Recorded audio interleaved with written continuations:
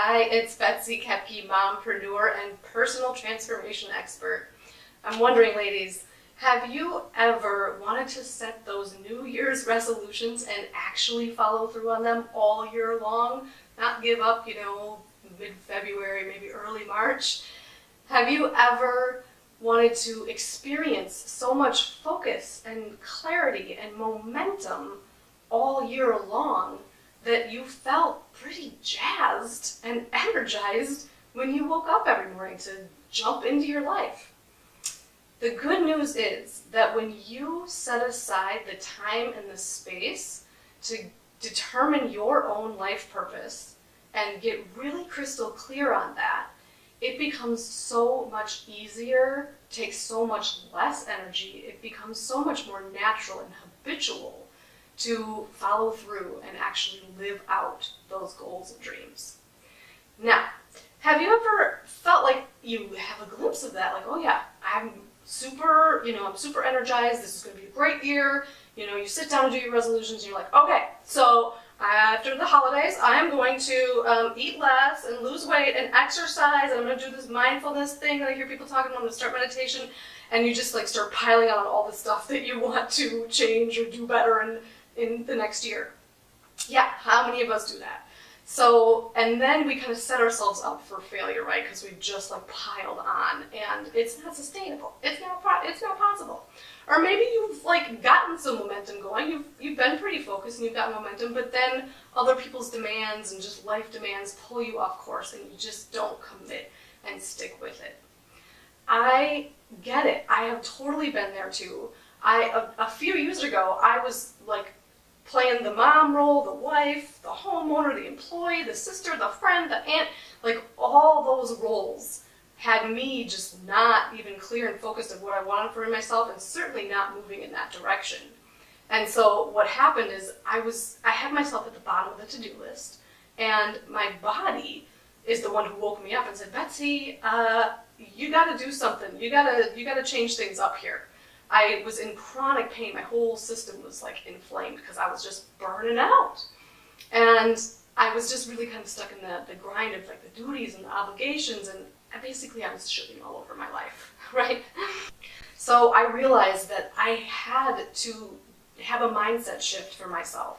And if I was going to live a healthier, more fulfilling lifestyle, I had to find a way to put myself on the top of that to-do list.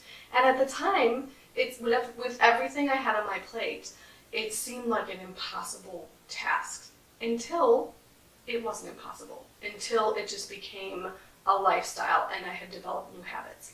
And here's how I did it.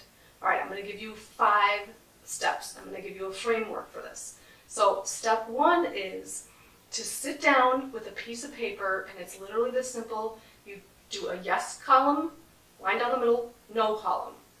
All right, these are just choose 3 to 5 clear yeses for myself. These are things that make me feel nourished, that make me feel alive, that make me feel energized, that I want to devote more of my precious life force to. So for me, when I started this process and the body screaming in pain, it was okay, I've got to address this. A clear yes for me is I'm going to create a new yoga habit. I'm going to commit to yoga once a week. I'm going to commit to a mindfulness course that just had come into town once a week.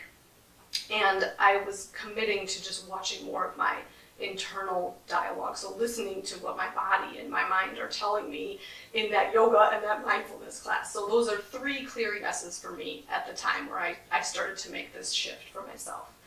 So whenever you're saying yes to something, you're likely having to say no to something else, right? And whenever you're saying a clear no to something, it gives you opportunity and spaciousness to say yes to something else.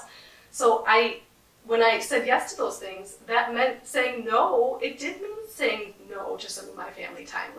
Yep, Mama's going to yoga tonight. Mama's going to her, mindfulness course tonight. And it also meant saying no to just kind of sitting in front of the TV in the evening and, hanging out in front of Netflix. So those are the kind of things I'm talking about in terms of your clear yes and your clear no. And you're going to know your clear yes when you just kind of close your eyes and ask yourself, Is this a clear yes? Ask your heart and your gut. Just get out of here and get into your heart and your gut. They're going to give you the clear answers.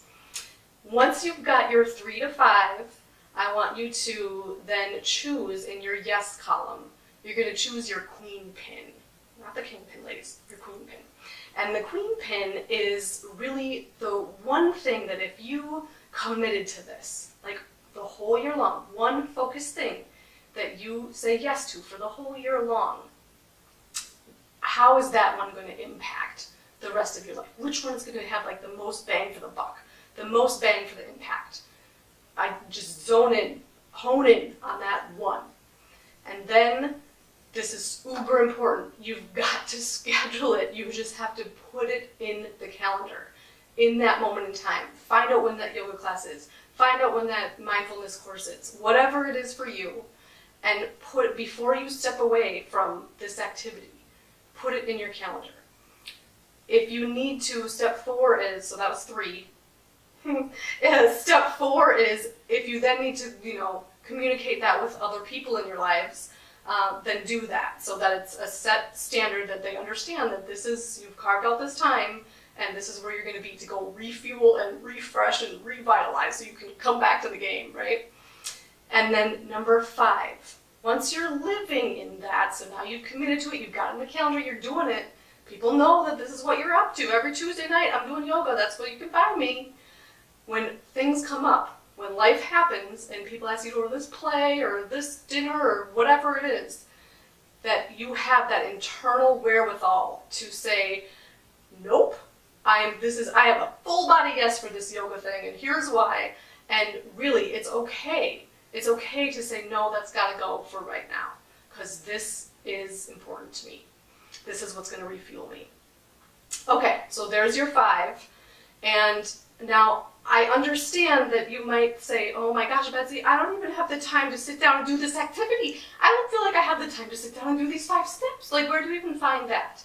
So my challenge to you is to set a 15-minute timer, because that'll give you some boundaries for this. Set a 15-minute timer and grant yourself that much time to do this activity, and let's see where it takes you. So go ahead. I would love to have you share this with 5 women you care about, because how much do the women in our lives just need 15 minutes to even think about themselves, to get clear and intentional about this. So share this with 5 women that you care about, and go ahead and comment below on what you're finding for yourself, or ask questions, and I'll be here with you to support you through the process. All right, until next time, get out there and live your